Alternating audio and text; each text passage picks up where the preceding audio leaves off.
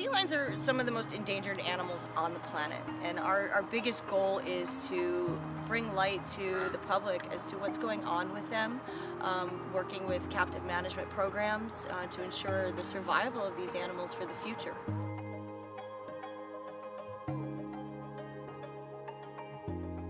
My name is Farah Conti, and I am with Great Cats World Park in Cave Junction, Oregon. I'm the assistant director and head keeper here of the facility. We broke ground here in 2003 and then opened our doors to the public in 2005. A lot of our success comes from our breeding program. We've bred over 20 different species of cat over the years that our director has been doing this.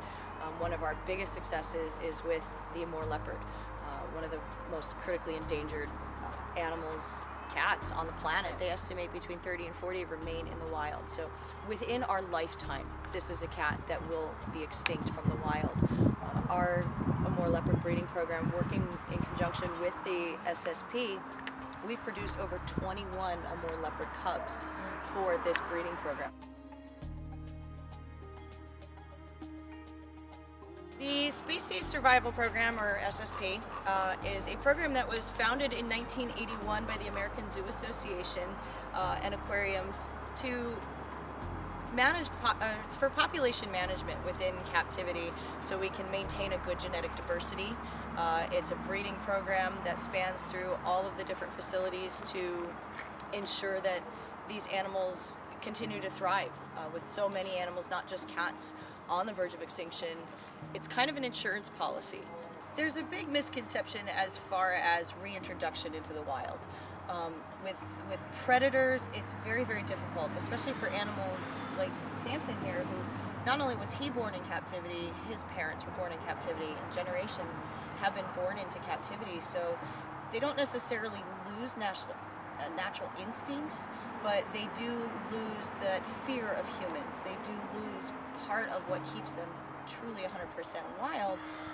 But the reality is there's absolutely no wild left for them to go to. It has been taken over, it has been deforested, it's been populated. So it's at this point in time, unless society as a whole can collectively start saving and letting environments come back, these animals, regardless of predator or hoof stock or anything else, there's nothing for them to survive on. Their prey items are being hunted, their prey items are losing their ecosystems. Conservation is necessary for every aspect, not just cats, but for humans as well. As populations develop, ecosystems are getting destroyed. Without an ecosystem, something can't survive.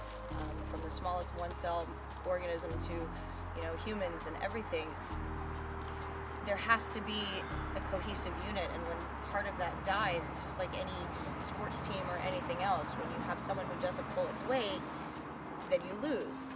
As we are losing our environments, as we're losing the habitats for these animals, human ecosystems are going to end up crashing as well, and not only will the animals suffer the consequences, we will as part of that.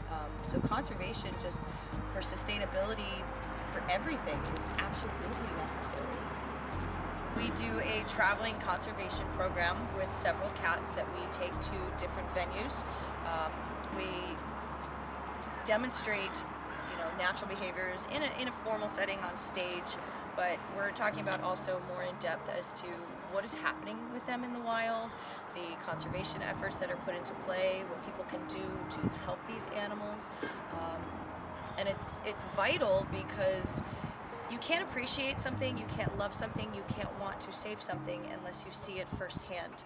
If I just stood up here with a picture of a cat and said, look, this one's endangered, yeah, okay, I know that, I see it on social media, I see it on TV, but to see it, to hear it, to see what it can do and the abilities that it has first and foremost, that has such a greater impact to maybe want to make a change, and whether it be day-to-day life or the bigger picture with conservation groups.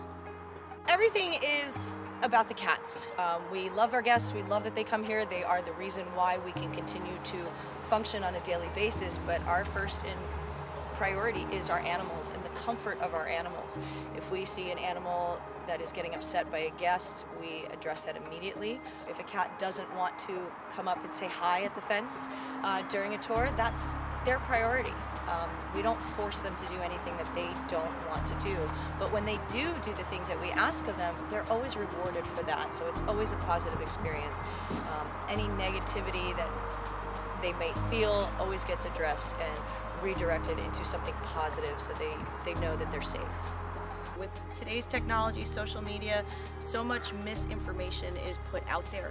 And everybody has their opinions, but if the opinions aren't based on actual visualization rather than what other people may have said or have passed along the rumor mill, we encourage those people to set that aside, see for themselves, come in our doors, talk to the keepers, the animal care management team that we have here, and engage us in the hard questions. Why we do what we do? What is the purpose for anything that goes on within not just our facility, but any captive management situation?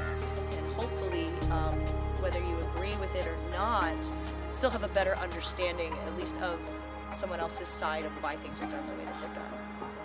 Those who do walk through our door who might be hesitant, again, we engage those guests and say, come see for yourself. Ask us a question. If you're uncomfortable, fine, you can leave, but please still walk through the door. And those who do take us upon that leave here with a different perspective and a more positive attitude towards captivity in general. It's not necessarily a bad thing for these animals.